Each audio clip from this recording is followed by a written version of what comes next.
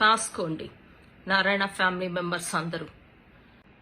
నెల్లూరు వచ్చి నడి రోడ్లో నడి బజార్లో నిన్ను నా లెఫ్ట్ చెప్పు పెట్టి తాపుతాను, గుర్తుపెట్టుకో.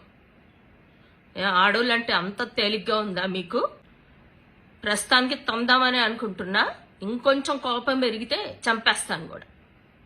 ఎలాగ మెంటల్ సర్టిఫికెట్స్ చూపించారు కదా, ఆ మెంటల్ సర్టిఫికెట్స్ చూపించారు కాబట్టి మీరే చూపించారు, నేను కాదు చూపించింది. నా దగ్గర లేవు, మీరే చూపించారు, మీరే యూట్యూబ్లో చూపించుకున్నారు కదా.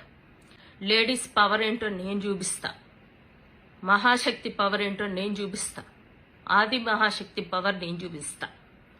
ఒక లేడీ తలుచుకుంటే ఏమైనా చేయగలదని నేను నిరూపించి చూపిస్తా. నారాయణ సామ్రాజ్యాన్ని కోల్చగలదని నేను నిరూపించి చూపిస్తా.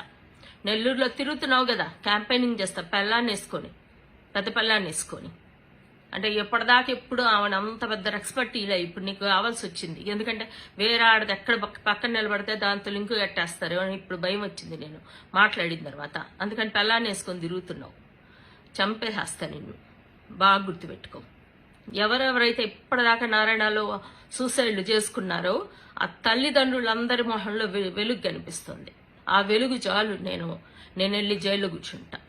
ఆ తల్లిదండ్రుల మొహంలో వెలుగు కోసం నేను వెళ్ళి జైల్లో కూర్చోడానికి కూడా రెడీ.